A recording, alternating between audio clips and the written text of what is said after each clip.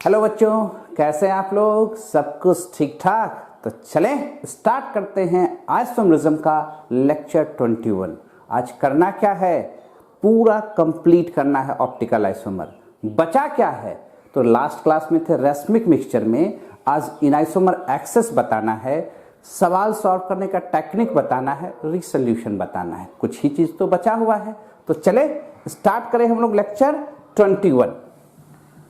और last class में रुके कहां थे? रैस्मिक मिक्सचर पर एंड कर रहे थे, तो स्टार्ट भी वहीं से करते हैं, रैस्मिक मिक्सचर से। कल जहां पर छोड़े थे वहीं से स्टार्ट करेंगे, रैस्मिक मिक्सचर। लास्ट क्लास में हम लोग क्या देख रहे थे? रैस्मिक मिक्सचर। रैस्मिक मिक्सचर क्या होता था? Optically inactive compound. Optically inactive mixture है, कंपाउंड से ज्यादा मिक्सचर कहिए तो ठीक रहेगा। कैसे ऑप्टिकली इनएक्टिव होता था? तो दो इनआइसोमेरिक कंपाउंड ए और बी, दोनों के इक्वल अमाउंट। इनआइसोमर की प्रॉपर्टीज जानते हैं, जितना ऑप्टिकल रोटेशन इसका रहेगा उतना ही इसका रहेगा, सिर्फ डायरेक्शन अलग अलग होगा। जब दोनों का इक्वल अमाउंट ले लेंगे, यानी जितना नंबर ऑफ मॉलिक्यूल्स इसका होगा उतना ही नंबर ऑफ मॉलिक्यूल्स इसका होगा, तो ऑप्टिकल रोटेशन कैंसिल आउट हो जाएगा, नो रोटेशन। ये बात तो जान रहे हैं। और इसी मिक्सचर को ए प्लस बी को हम लोग नाम दे देंगे रैस्मिक मिक्सचर, RM। क्लियर? और रैस्मिक मिक्सचर को दिखाया जाता है प्लस माइनस से, या DL से, या प्लस माइनस DL से। तो कहीं लिखा हुआ है plus minus butane two all, तो इसका मतलब ये रैस्मिक मिक्सचर है। और रैस्मिक मिक्सचर है क्या? ऑप्टिकली इनएक्टिव है। तो इनआइसोमेरिक कंपाउंड, ये ए और बी है क्या? इनआइसोमर है। और इनआइसोमर का जब इक्वल अमाउंट ले लेते हैं तो क्या बन जाता है? रैस्मिक मिक्सचर बन जाता है। अब जब सवाल बनाने की दृष्टि से देखेंगे तो कैसे सोचना चाहिए वो बता रहे हैं आपको। जब भी देखिएगा तो मॉलिक्यूल्स को पकड़िएगा या मोल्स को पकड़िएगा। क्या कहना चाहते हैं जरा समझो। अगर हमारे पास A और B का मिक्सचर है और किसी कंटेनर में है, दोनों का कंसंट्रेशन दिया हुआ है 3 मोलर, तब तो इक्वल मोलर है। क्यों? कैसे लिख सकते हैं इक्वल मोलर? क्योंकि जिस कंटेनर में होगा A और B के लिए दोनों के वॉल्यूम सेम होंगे, क्योंकि दोनों एक ही कंटेनर में पड़े हुए हैं, तो वॉल्यूम दोनों के लिए सेम है। वॉल्यूम सेम है, मान लो V है। और मोलरिटी दिया हुआ है, मोलरिटी को आप समझते हो मोल पर लीटर, मोल पर लीटर, यानी मोल पर वॉल्यूम, ऐसे भी लिख सकते हैं। तो मोल निकालना हो तो मोलरिटी में वॉल्यूम से गुना कर देंगे। मोल पता है तो मॉलिक्यूल्स निकालना होगा तो मोल में n इंटू Na कर देंगे। लिख सकते हैं कि नहीं? तो चूंकि दोनों का मोलरिटी भी सेम है 3, वॉल्यूम भी सेम है, तो दोनों के नंबर ऑफ मोल्स सेम है। और नंबर ऑफ मोल्स सेम है तो दोनों के नंबर ऑफ मॉलिक्यूल्स सेम है। तो जितना मॉलिक्यूल्स A का क्लॉकवाइज डायरेक्शन में रोटेट करने की कोशिश करेगा, उतना ही मॉलिक्यूल्स B का उतने ही मैग्नीट्यूड से अपोजिट डायरेक्शन में रोटेट करेगा। और रोटेशन क्या हो जाएगा? कैंसिल आउट हो जाएगा। मिलेगा क्या? प्योर रैस्मिक मिक्सचर मिलेगा। ये बात में कहीं दिक्कत? आराम से समझ रहे हैं कि रैस्मिक मिक्सचर क्या है? तो equal molar mixture of enantiomeric compound is known as racemic mixture. कहीं कोई दिक्कत? और जब सवाल बनाएंगे तो क्या खोजेंगे? नंबर ऑफ मोल या नंबर ऑफ मॉलिक्यूल्स देखेंगे कि दोनों इनआइसोमेरिक कंपाउंड का कितना और कितना है। पूछा सर कि ऐसा क्यों कह रहे हैं आप? जरा समझिए, मिटा दें इसको, जरा समझिए ऐसा क्यों कह रहे हैं।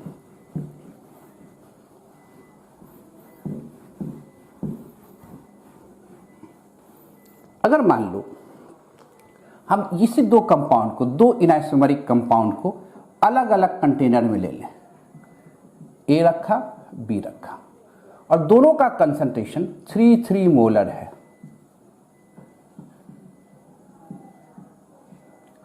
और इसको मिक्स करके एक तीसरे कंटेनर में ले गए,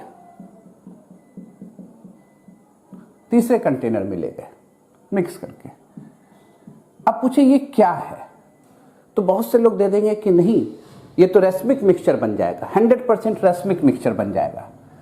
पर जरा समझो, सिर्फ मोलरिटी से कहानी नहीं बदलेगा। अगर हमको यहाँ पर नंबर ऑफ मोल्स निकालना होगा तो कैसे निकालेंगे? Molarity into volume 3 into we.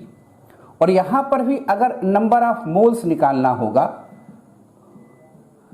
तो मोलरिटी इंटू वॉल्यूम। ठीक है, मोलरिटी दोनों जगह 3 है, अगर वॉल्यूम दोनों का सेम हुआ तब तो फिर यहां रेसमिक मिक्सचर मिल जाएगा। दोनों का वॉल्यूम अगर सेम है, if volume of container A and B equal हो, A and B are equal, तो क्या बन जाएगा? Then 100% racemic mixture obtain. ये बात तो हम लोग समझ रहे हैं। अगर वॉल्यूम सेम हुआ तब तो 100% रेसमिक मिक्सचर मिलेगा। पर सपोज करो कि V की वैल्यू, यहां वॉल्यूम सेम है तब V अगर 30 ml हो गया या V अगर 2 लीटर हो गया, ऐसे ही लिख देते हैं, और ये V 1 लीटर हो गया, क्या वॉल्यूम सेम है? नहीं है। तो अब बताओ कि जो नंबर ऑफ मोल्स है, number of mole of enantiomeric compound A, तो 3 गुना 2 हो गया, और यहां नंबर ऑफ मोल्स क्या हो जाएगा? इनआइसोमेरिक कंपाउंड B 3 गुना 1 हो गया। तो किसका मोल ज्यादा? इसका मोल ज्यादा, इसका मोल कम। इसका मतलब ये ज्यादा क्वांटिटी में है, ये कम क्वांटिटी में है। अब 100% तो कैंसिल आउट नहीं होगा। तब ऐसे केस में क्या होगा कि जब वॉल्यूम A का ज्यादा हो जाए B से, तो इसका मतलब नंबर ऑफ मोल A का ज्यादा हो जा रहा है किससे? B से। तब तो ये 100% रेसमिक मिक्सचर नहीं मिलेगा। तब यहां क्या दिखेगा कि रेसमिक मिक्सचर भी कुछ मिलेगा, और एक इनआइसोमर एक्सेस मात्रा में है किससे? दूसरे से। तो हमको ये भी निकालना होगा कितना इनआइसोमर एक्सेस मात्रा में है। तो इनआइसोमेरिक एक्सेस टर्म्स यहां पर आना शुरू होगा। और तीसरी बात यह भी निकालना होगा कि अब जितना बचा हुआ है मॉलिक्यूल्स एक्सेस मात्रा में, वो पीपीएल को कितने वैल्यू से रोटेट कर रहा है, यानी इसका स्पेसिफिक रोटेशन क्या है। 3 बातें होंगी, समझ रहे हैं ना? यानी जो कम मात्रा में है उसका उतना मॉलिक्यूल्स, इसके इतने मॉलिक्यूल्स को काट तो जरूर देगा, रेसमिक मिक्सचर तो जरूर बना लेगा। कुछ तो रेसमिक मिक्सचर बनेगा ही, कितना बनेगा, कैसे बनेगा, वो सब दिखाएंगे आपको। ये जो अधिक क्वांटिटी में है वो इनआइसोमर एक्सेस के रूप में होगा। तब तो जो अधिक मात्रा में बचा हुआ मॉलिक्यूल्स है, अब वो कितना डिग्री से पीपीएल को रोटेट कर रहा है वो भी निकालना होगा, उसका स्पेसिफिक रोटेशन। यानी 3 बातें होंगी। और अगर जब दोनों इक्वल मात्रा में रहता तो दोनों एक दूसरे के रोटेशन को कैंसिल करता। रोटेशन का वैल्यू क्या होता? 0। इनआइसोमर एक्सेस तो होता नहीं, स्पेसिफिक रोटेशन 0 होता। और रेसमिक मिक्सचर कितना परसेंट होता? 100% होता। ये तो V ग्रेटर देन B है। तब ऐसा भी हो सकता है B ही वॉल्यूम इसी का ज्यादा हो जाता, इसी का कम हो जाता, ये भी केस हो सकता था। ठीक है ना? तो पहले एक बार नोट कर लो, तब आगे की कहानी बताते हैं। नोटेड।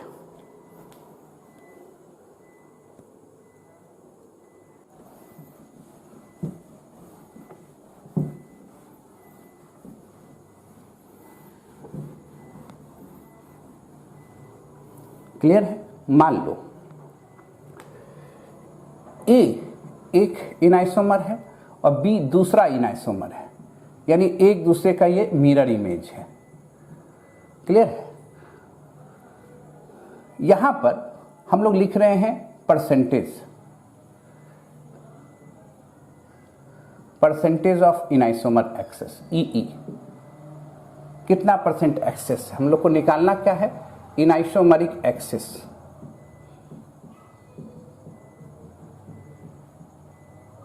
उम्मीद करते हैं ऊपर दिख रहा होगा।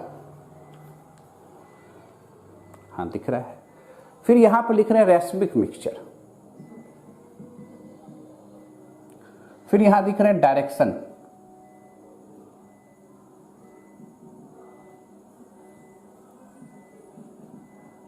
किधर घूमेगा।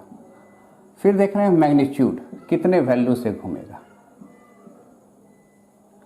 मान लो अभी जब ले रहे थे तो ये 100% था, 100 मॉलिक्यूल्स था, ये 0 मॉलिक्यूल्स था, तब तो हम कह सकते हैं कि ये 100% है, रेसमिक मिक्सचर 0% है। अगर ये क्लॉकवाइज, मान लो ये क्लॉकवाइज डायरेक्शन में रोटेट कर रहा है और ये एंटी क्लॉकवाइज डायरेक्शन में रोटेट कर रहा है, तो डायरेक्शन क्या हो गया, क्लॉकवाइज।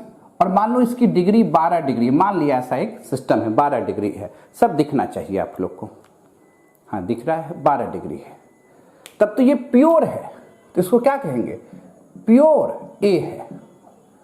अगर ये 90 मॉलिक्यूल्स हो जाए और इसका 10, तब तो इसके 10 मॉलिक्यूल्स, इसके 10 मॉलिक्यूल्स के रोटेशन को कैंसिल करेंगे, तो इसके 10 और 10 मिलके कितने परसेंट रेसमिक मिक्सचर बनाएंगे, 20%।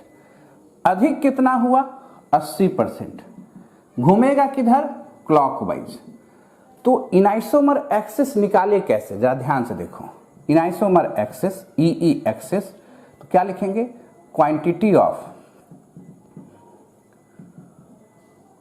वन इनाइसोमर जो अधिक मात्रा में है, माइनस क्वांटिटी ऑफ, क्वांटिटी मोल में भी हो सकता है, मॉलिक्यूल्स में भी हो सकता है, मास में भी हो सकता है, quantity of other enantiomer divided by total quantity into 100। अब देखो तो ई एक्सेस निकालना था, एक 90 है, दूसरा 10 है, टोटल 100 है, गुना 100 है, बराबर 80%। क्लियर, यही तो निकाल।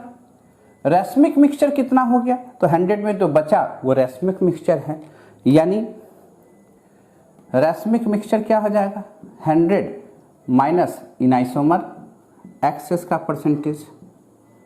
लिख सकते हैं कि नहीं, किताब में क्या लिखा हुआ रहेगा, इस क्वांटिटी की जगह पर लिखा रहेगा mole of one enantiomer minus mole of another enantiomer, ऐसे भी लिखा रहेगा। आप इसको ऐसे भी लिख सकते थे, इनाइसोमर एक्सेस को अगर जो ज्यादा हो, मान लो ये R फॉर्म होता तो R minus S plus R plus S गुना 100, ऐसे भी लिखा रहे तो घबराना नहीं है, जो ज्यादा हो। क्लियर, ऐसे भी लिखा रहता D minus L D plus L into 100। अगर मान लो हम मान के चल रहे हैं कि R ज्यादा है S से, तब ऐसा लिख रहे हैं, D ज्यादा है L से, तब ऐसा लिख रहे हैं। आप S ही ज्यादा होगा तो S माइनस R भी लिख सकते हैं, जो क्वांटिटी ज्यादा हो, इसलिए नाम नहीं लिखा यहां पर। क्लियर, इसको नोट कीजिए। अब ये कितना डिग्री से रोटेट कर रहा है, ये कैसे निकालेंगे, ये कैसे निकालने समझ में आ रहा है बात, इसको मिटावे, नोट कीजिए आराम से। लिख लिया, देखो अब हमको डायरेक्शन निकालना है। ये तो क्लॉकवाइज जो ज्यादा होगा उसी डायरेक्शन में घूमेगा। अब कितना से घूमेगा, आप ऐसे देखो ना, अगर हमारे पास 100 मॉलिक्यूल्स रहता तो इसको 12 डिग्री से घुमाता, प्लस 12 डिग्री से। एक मॉलिक्यूल्स रहता तो 12/100, तो अगर कितना परसेंट अधिक है, 80 मॉलिक्यूल्स है तो 9.6 डिग्री से। तो जो ऑब्जर्व रोटेशन है अब वो हमको निकालना है, तो कैसे निकाल रहे हैं, 80 क्या है, इनाइसोमर एक्सिस से परसेंटेज ऑफ इनाइसोमर एक्सिस, 12 क्या है, pure rotation of enantiomer, pure rotation of enantiomer जो अधिक मात्रा में है, दोनों का तो वैल्यू सेम होगा, खाली डायरेक्शन अलग होगा, बाय 100। यही तो है। अगर हमको इनाइसोमर एक्सेस ही निकालना रहता तब तो हम ऐसे भी लिख सकते थे, observed rotation into 100 divided by pure rotation, pure rotation of इनाइसोमर।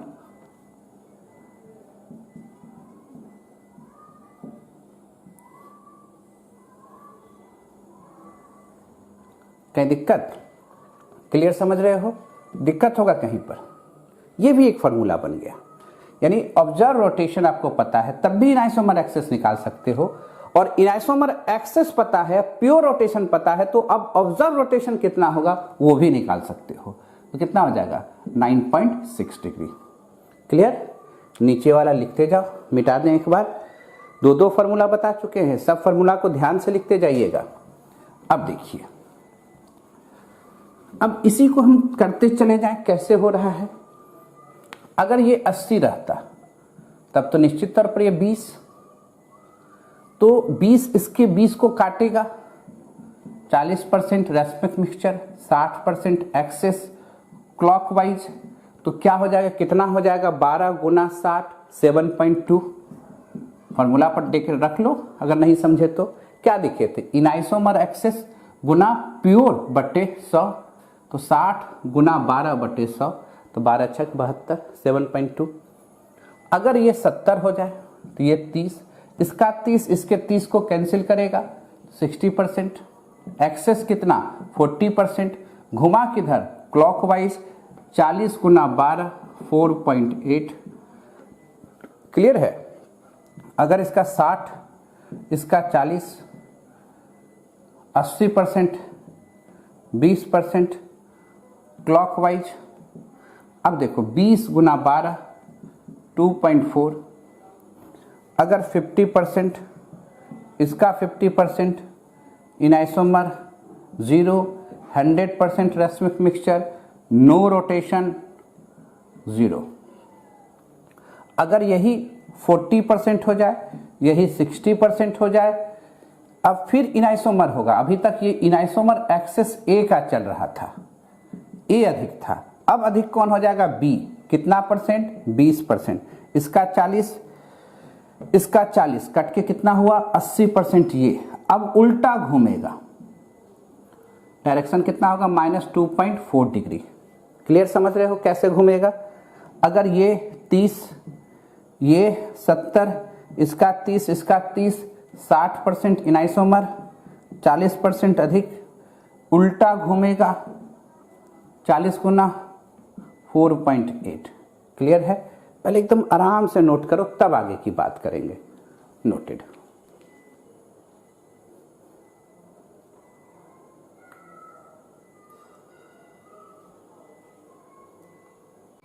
समझ रहे हो कैसे कर रहे हैं? अब ये इधर से यहां से कौन एक्सेस हो रहा है, बी। उसी तरह 30 के बदले ये 20% हो जाए, ये 80% हो जाए, तब तो 60% एक्सेस, इसका 20 इसका 20 कितना परसेंट बना देगा, इसका 20 40% इनाइसोमर, उल्टा घूमेगा। अब देखो एक्सेस कितना है 60 गुना 12 -7.2 डिग्री। उसी तरह ये 10% हो जाए, ये 90%, एक्सेस कितना 80% यही रहेगा। रेस्मिक मिक्सचर इसका 10 इसका 10 20%, घूमेगा कैसे, उल्टा डायरेक्शन में। अब 80 तो -9.6। अब ये 0% हो जाए, ये 100% हो जाए, यही ज़्यादा हो जाए। परसेंट मतलब मॉलिक्यूल्स लिख रहे थे, परसेंट नहीं मॉलिक्यूल्स लिख रहे हैं। परसेंट मतलब प्रत्येक 100 में है मॉलिक्यूल्स।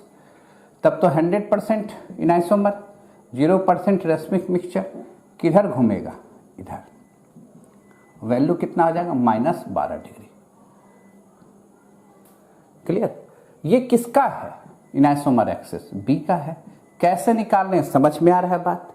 यही सीधी सी कहानी है। आप कुछ भी नहीं जा रहे थे, एक एक नियम से भी बना सकते थे। क्लियर? नीचे लिख लिया।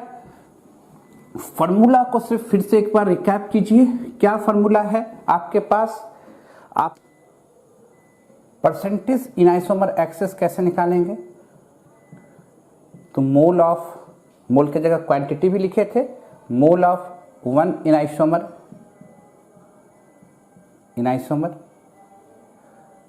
मोल of 1 enantiomer by mole of other इनाइसोमर।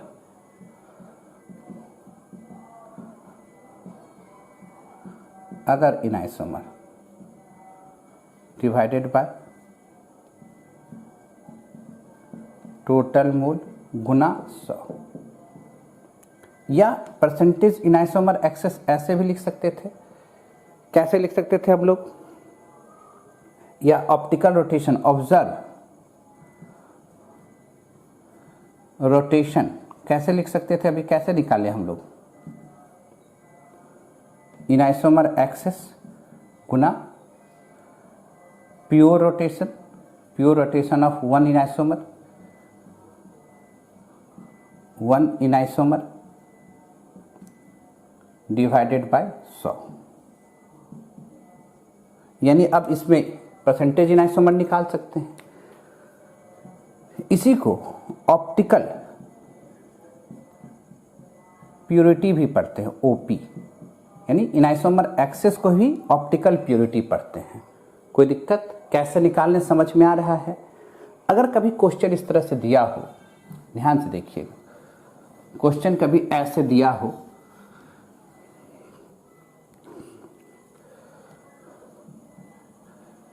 कि 6 gram plus butane two all mix with 4 gram minus butane two all, then find percentage in isomer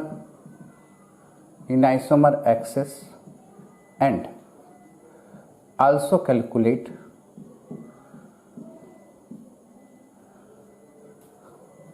racemic mixture if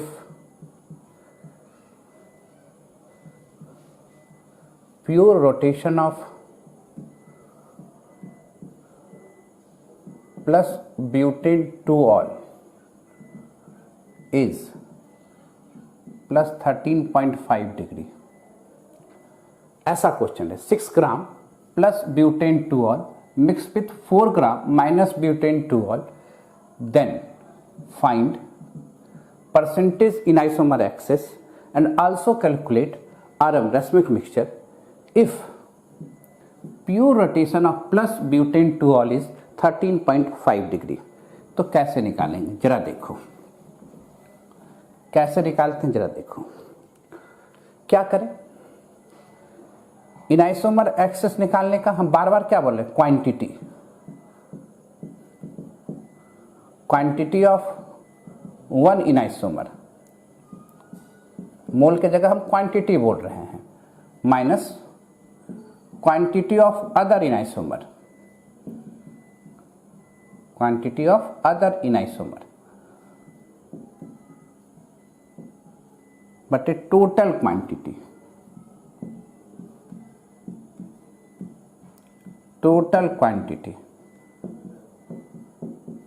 गुना 100, है ना। अब ये बताओ एक क्वांटिटी कितना हो गया? 6 घटाओ 4, 6 + 4 इंटू 100 कितना हो जाएगा? 20%। अच्छा ये बताओ डायरेक्ट सर आप ग्राम क्यों ले लिए? ग्राम तो कट जाएगा। अगर मोल लेते तो दोनों का तो मॉलिक्यूलर वेट सेम है, चाहे प्लस फॉर्म ले चाहे माइनस फॉर्म ले, यहाँ मॉलिक्यूलर वेट यहाँ मॉलिक्यूलर वेट है, नीचे भी सेम मॉलिक्यूलर वेट, तो कट जाता। इसलिए क्वांटिटी रख रहे हैं, डायरेक्ट यूज कर सकते हो। जब 20% इन आइसोमर एक्सेस है तो रैस्मिक मिक्सचर तो आप कह दोगे ना कि 80% है। क्यों? कि आरएम तो हो जाएगा 100 माइनस इन आइसोमर एक्सेस 80%। क्लियर? आराम से बता सकते हो। नेक्स्ट क्वेश्चन करते हैं हम लोग, पहले लिख लीजिए तो बताएंगे।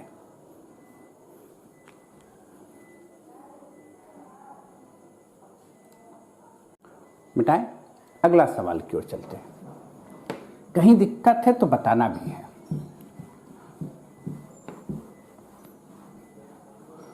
अगर मान लो कोई एक सैंपल है, क्वेश्चन इस तरह से है, कोई एक सैंपल है जिसमें ए और बी है, और जब इसमें पीपीएल पास कराए तो पता चला कि ये घूमा +12 डिग्री से, और इसका जो एक प्योर डेक्स्ट्रो फॉर्म है, प्योर फॉर्म आइडेंटिकल कंडीशन में वो घूमता है 24 डिग्री से। ये मिक्सचर का है और ये प्योर फॉर्म है। तो आपको निकालना क्या है, फाइंड आउट ऑप्टिकल प्योरिटी क्या है, और दोनों enantiomer what is the percentage of A and B. तो रेसमिक मिक्सचर भी निकल जाएगा। अच्छा, ये ऑब्जर्व हुआ और एक का ये प्योर है। तो हम लोग क्या जानते हैं कि इनआइसोमर एक्सेस हमको अगर निकालना रहता या ऑब्जर्व रोटेशन ही निकालना रहता, तो ऑब्जर्व रोटेशन का फॉर्मूला क्या बताए थे अभी, क्या करना है, इनआइसोमर एक्सेस गुना प्योर, ये ना सिखाए थे, प्योर रोटेशन डिवाइडेड बाय 100। क्या दिया हुआ है, ऑब्जर्व रोटेशन कितना 12, इनआइसोमर एक्सेस निकालना, ये कितना है 24 इंटू 100। तो इनआइसोमर एक्सेस 12 गुना 100 बटे 24 50%। तो इनआइसोमर एक्सेस क्या हो गया 50%, यानी एक दूसरे से अधिक कितना है 50%। इनआइसोमर एक्सेस है 50%, रेसमिक मिक्सचर भी होगा 50%। तो रेसमिक मिक्सचर में तो 25% ए होगा और 25% बी होगा, दोनों बराबर होगा। और ए है कितना परसेंट, पहले से 50% अधिक है, और रेसमिक मिक्सचर में इसका कितना ले रहा है 25। तो ए का कुल परसेंटेज कितना हो जाएगा 75%, और बी का कुल परसेंटेज कितना होगा 25। बोला सर नहीं समझे, फिर से बताइए। अधिक कितना है, अगर 100 मॉलिक्यूल्स हम लिखते मिक्सचर में, 100 मॉलिक्यूल्स लेते, समझिएगा बात को, परसेंटेज जब भी रहे तो 100 मॉलिक्यूल्स पढ़ लो। तो एक अधिक कितना है, उसके पास अधिक 50 मॉलिक्यूल्स है। 50 मॉलिक्यूल्स तो ए का था ही, और 50 मॉलिक्यूल्स में ए और बी दोनों है, और दोनों कट के क्या बना रहा है रेसमिक मिक्सचर। और रेसमिक मिक्सचर जब भी बनेगा तब दोनों का इक्वल अमाउंट होगा।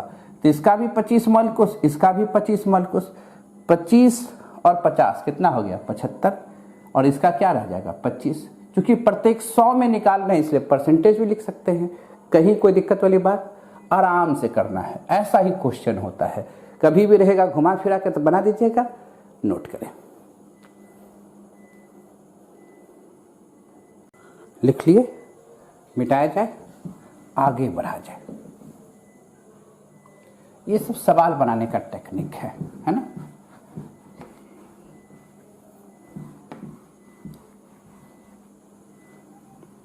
कहीं कोई दिक्कत, अब जरा देखो,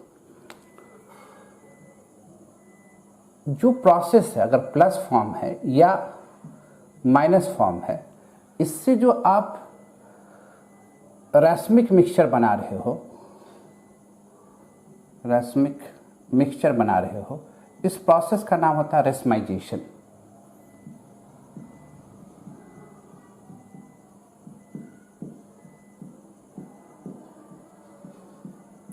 रेसमाइजेशन तो बहुत बार बोलेगा कि रेसमाइजेशन इतना मिला, मतलब रेसमिक मिक्सचर इतना मिला, पर ये बनता कैसे है, ये ऑब्टेन होता है बाय हीट या लाइट, या जब अब हम लोग केमिकल रिएक्शन पढ़ेंगे तो देखेंगे केमिकल रिएक्शन से भी होता है, and by chemical reagent, by chemical reagent. Chemical reaction में भी देखेंगे बहुत जगह रेसमाइजेशन होगा, डेक्स्ट्रोलिवियो कट के कैंसिल आउट करेगा, रिटेनेशन होगा, इन्वर्सन होगा, बहुत तरह के टर्म्स आएंगे वहाँ पर, है ना, वो तो आगे देखेंगे। अब जो मेन चीज़ है कि जो रेसमिक मिक्सचर है, रेसमिक मिक्सचर से फिर से आप डेक्स्ट्रो और लिवियो को अलग करना चाहते हो, लिवियो को अलग करना चाहते हो। दिस प्रोसेस जो सेपरेशन टेक्निक है, सेपरेशन मेथड है, इस मेथड का नाम होता है रिसोल्यूशन। रिसोल्यूशन रिजुलेशन भी इसको कहते हैं। इसको क्या पढ़ते हैं हम लोग? रिजुलेशन।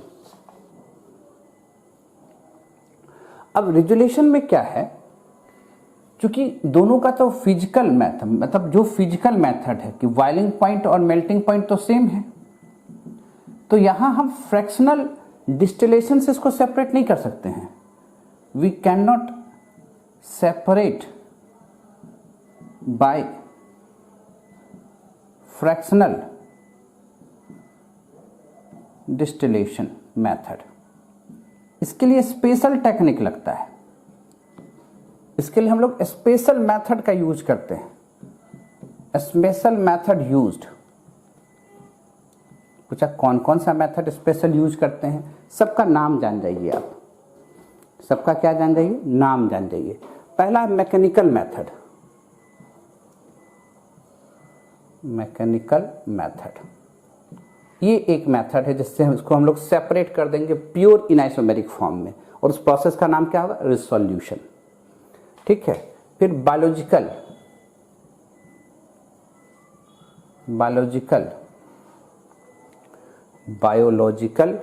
Method using enzyme. आप जानते हैं कि एंजाइम ऑप्टिकली एक्टिव होता है, और ऑप्टिकली एक्टिव रिएजेंट के साथ इनाइसोमर का बिहेवियर अलग अलग होता है, तो इससे अलग कर देंगे हम लोग। पूरा प्रोसेस का सिर्फ नाम जानना है आपको, है ना। फिर केमिकल मेथड में क्या होगा कि इस दोनों कंपाउंड को डायस्टेरियोआइसोमर में कन्वर्ट करना होगा। कन्वर्सन ऑफ इनाइसोमर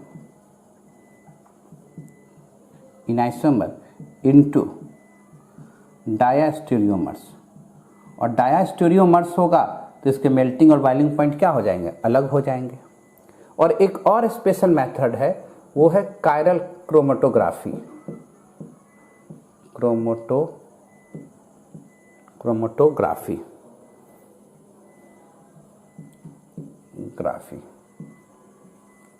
ये एब्जॉर्बेंट टेक्निक है। ये सब मेथड होता है। जरा देखो कौन सा मेथड, बायोलॉजिकल मेथड क्यों यूज किए?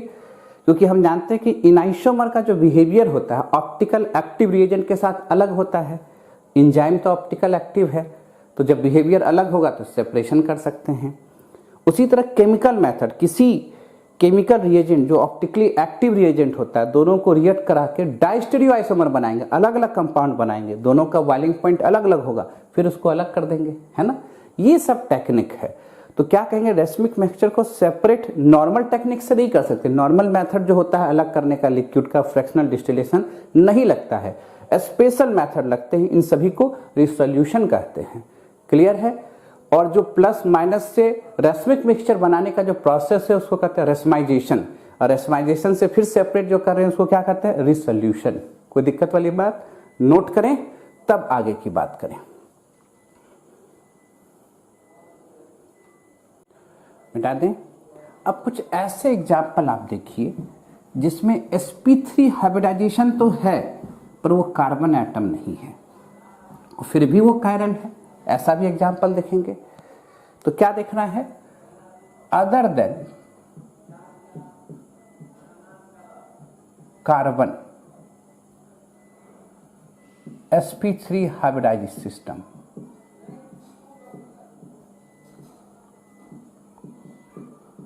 Hybridised system which is chiral, जो कि कायरल है। अदर देन कार्बन कौन हो सकता है? नाइट्रोजन, फास्फोरस, सिलिकॉन, इस तरह के एलिमेंट्स हो सकते हैं, है ना। जैसे देखो सल्फर भी है, सिलिकॉन भी जोड़ सकते हो। सिलिकॉन के पास 4 है तो R1, R2, R3, तो ये कायरल हो सकता है। अगर नाइट्रोजन ले लें, इसमें भी ऐसे जोड़ दें तो ये भी कायरल हो सकता है। फास्फोरस में प्लस कर दे, R1, R2, 5 बॉन्ड था, R3, R4, कंडीशन तो जान ही रहे हैं, चारों अलग अलग है। हाइब्रिडाइजेशन क्या है? sp3, हाइब्रिडाइजेशन क्या है? sp3, हाइब्रिडाइजेशन क्या है? sp3। क्लियर है। इस तरह से ये सब क्या हो सकते हैं, कायरल। नाइट्रोजन में तो ऐसे भी कर सकते थे, R2 R3 O minus plus, ये भी कायरल है, सब sp3 है। लॉन पेयर रहेगा तो भी कायरल होगा। लॉन पेयर में जब रहे तब नाइट्रोजन छोड़ के, लॉन पेयर में नाइट्रोजन को छोड़ देना है। जैसे देखो सल्फर है, R1 R2 R3, ये लॉन पेयर है, प्लस चार्ज है। ऐसा हो जाए R1, ये एक बात जानिएगा कि R1 not equal to R2, R2 not equal to R3, इस तरह का शर्तें लागू है ना। एकदम नोट करते चले, हम पेन बदल लें तब तक।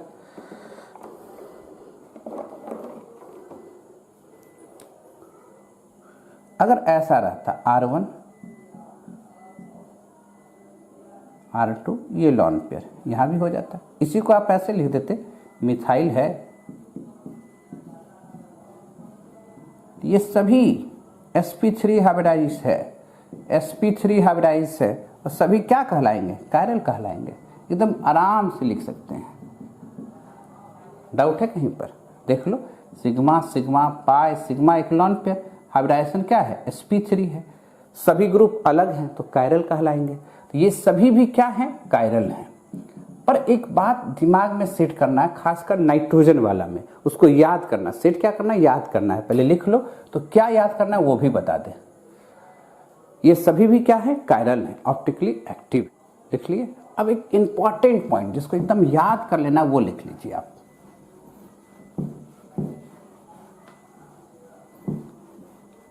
तो इसको क्या करना, हम लोग को याद करना, उसको लिख लिया जाए। नाइट्रोजन में ये देखिएगा, अगर ये मिथाइल हो, ये H हो, ये इथाइल हो, सब तो अलग अलग है, तब तो ये भी कायरल एटम जैसा है, कायरल एटम है ना।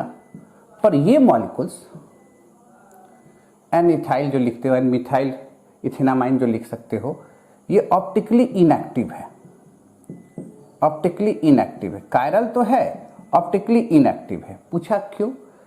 क्योंकि जो इसके इनाइसोमर होते हैं, इसके बीच में रैपिड इंटरकन्वर्सन होता है।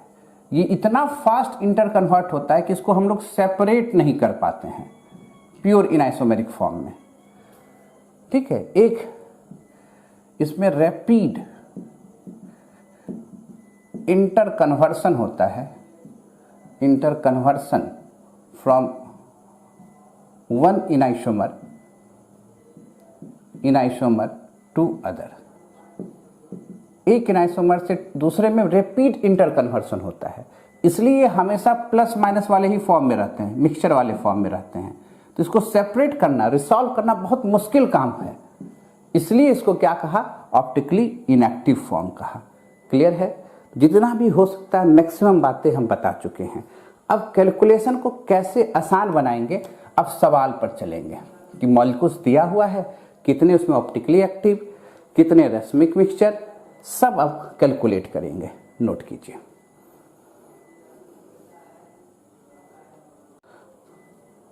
मिटाएं, अब सवाल की ओर चलें। सिर्फ सवाल बनाने का टेक्निक देखना है ना। क्वेश्चन इस तरह से दे दिया, ये स्ट्रक्चर दे दिया। अब ऑप्टिकल आइसोमर भी आएगा, ज्योमेट्रिकल आइसोमर भी आएगा। तो क्वेश्चन है कि how many stereo isomer possible, stereo isomer possible. दूसरा, and also calculate number of racemic mixture, and also calculate the number of racemic mixture possible। ऐसा क्वेश्चन जब रहे तो पहले आप स्टीरियोजेनिक सेंटर समझिए। स्टीरियोजेनिक सेंटर सिर्फ ऑप्टिकली एक्टिव नहीं होता है, कायरल सेंटर ही नहीं होता है, ये भी स्टीरियोजेनिक सेंटर, इसके अबाउट भी सिस और ट्रांस हो सकता है ना। ये एक्टिव है तो इसको स्टीरियोजेनिक सेंटर कहेंगे, इसको भी स्टीरियोजेनिक सेंटर कहेंगे। ठीक है, अब जो पॉसिबिलिटी है number of stereo isomer SI, direct आप लिख दीजिए 2 पर पावर n, दो दो कितने हो गए 4। अब इस 4 फॉर्म कैसे बने होंगे जरा सोचो जरा। क्या हम CH3 के ये सिस फॉर्म बना रहे हैं,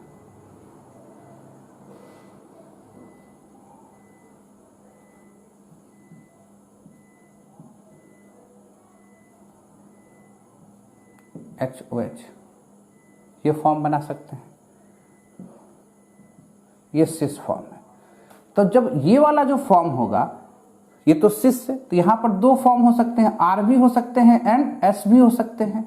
तो सिस में कितने फॉर्म हुए 2, और RS फॉर्म मिलके क्या बनाएंगे, रेसमिक मिक्सचर बनाएंगे। नहीं, इसका डेक्स्ट्रो भी होगा, लिवियो भी होगा, दोनों को मिला देंगे तो क्या बनाएगा, रेसमिक मिक्सचर बनाएगा। तब तो यहां 2 फॉर्म बने।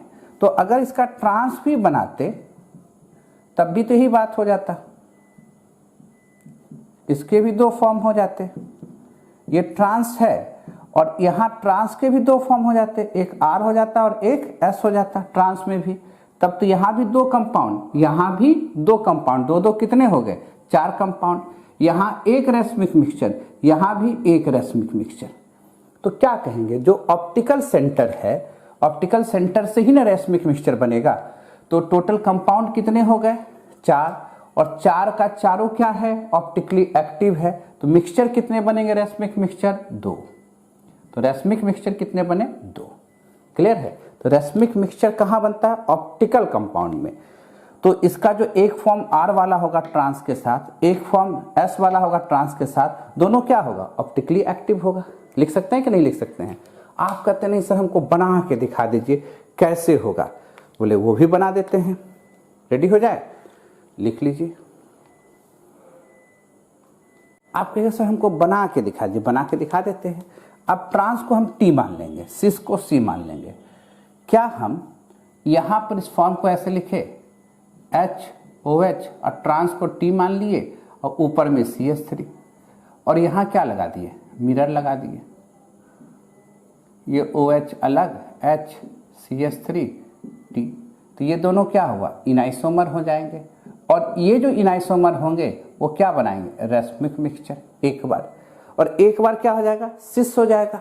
ऐसे समझ लो, समझाने के तरीका आसान बनाने के लिए आपको ऐसा लिख दिए हैं। पूरा भी बना सकते थे, सिस है, मिरर लगा देते तो OH अलग, H CH3 सिस, ये भी इनाइसोमर हुआ, यहाँ भी एक रेसमिक मिक्सचर बन जाएगा। क्लियर है। पूरा बड़ा फिगर बनाते तो थोड़ा कंफ्यूजन होता, इसलिए इसको T को T मान लिए, ट्रांस को T मान लिए और सिस को C मान लिए। ठीक है, चलिए सेम क्वेश्चन है। अब तो फटाफट करेंगे हम लोग, देखिए क्या करते हैं।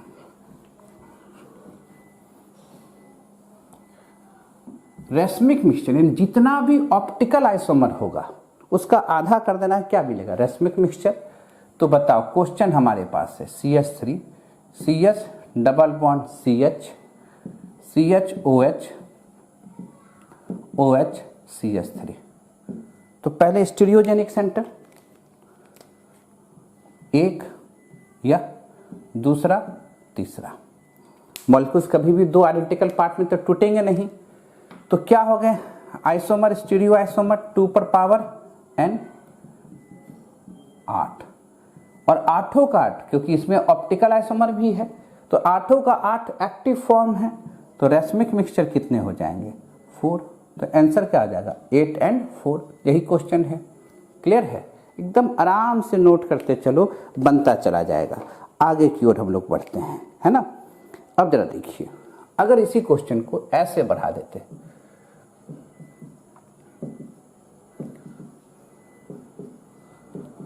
अब ये क्वेश्चन है, ये क्वेश्चन नंबर 3 हो गया। अब पूछा इसमें कितने स्टीरियो आइसोमर होंगे और कितने रेसमिक मिक्सचर होंगे।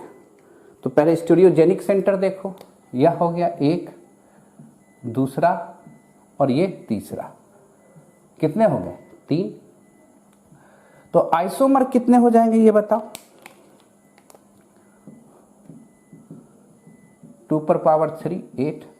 और यहां पर भी हम लोग देखेंगे सबका सब एक्टिव है, क्योंकि एक भी एक्टिव है तो सब में एक्टिवनेस रहेगा। तो रेसमिक मिक्सचर कितने हो जाएंगे 4। क्लियर है? एकदम आराम से नोट करते चलो, तब आगे की बात हम लोग करते चलेंगे, है ना।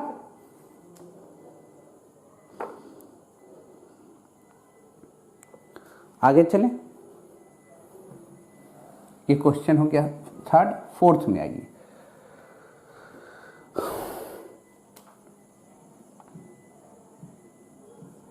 ध्यान से देखिएगा, सावधानी हटी दुर्घटना घटी। डबल बॉन्ड के चलते कोई ज्योमेट्रिकल आइसोमर नहीं, तो स्टीरियोजेनिक सेंटर कौन सा है? एक, वो भी क्या है? सिर्फ एक्टिव। तो स्टीरियो आइसोमर की संख्या कितनी हो गई यहां पर? 2 पर पावर 1, तो 2। रेसमिक मिक्सचर कितना हो जाएगा? 1। क्लियर?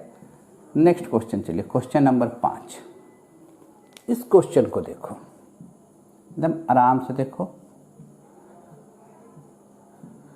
अब क्या है इसमें? तो ज्योमेट्रिकल आइसोमर होगा, कहेंगे हाँ, तो ज्योमेट्रिकल होगा। ध्यान से देखिए, और ये स्टीरियोजेनिक सेंटर है, दोनों जगह स्टीरियोजेनिक सेंटर है। तो ज्योमेट्रिकल होगा, तो ज्योमेट्रिकल में 2 बातें होंगे, एक सिस होगा, एक ट्रांस होगा। अब सिस में आरएस फॉर्म देख सकते हैं और ट्रांस में भी आरएस फॉर्म देख सकते हैं। तो टोटल फॉर्म कितने हो गए? 4। और इसके चलते भी एक रेसमिक मिक्सचर होगा, इसके चलते भी एक रेसमिक मिक्सचर होगा, इसलिए टोटल फॉर्म कितने हो गए? 4। और रेसमिक मिक्सचर कितने हो जाएंगे? 2। ऐसे कर सकते हैं, कोई दिक्कत? आगे बढ़े हम लोग। क्वेश्चन वही है, क्वेश्चन वही है। सावधानी से बना बना के देखते चलो, कहीं कष्ट है तो देखो भी। अगर देखो ऐसे दिया हुआ है, सॉरी क्वेश्चन नंबर 6 ऐसे दिया हुआ है, तो प्रैक्टिस जितना कीजिएगा उतना आसान होगा।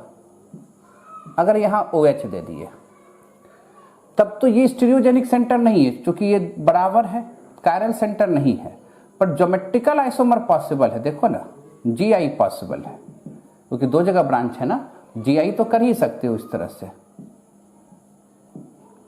OH H H। तो अगर इसका ट्रांस बनाए तो उसी तरह सिस भी बना सकते हो, नहीं बना सकते हो सिस?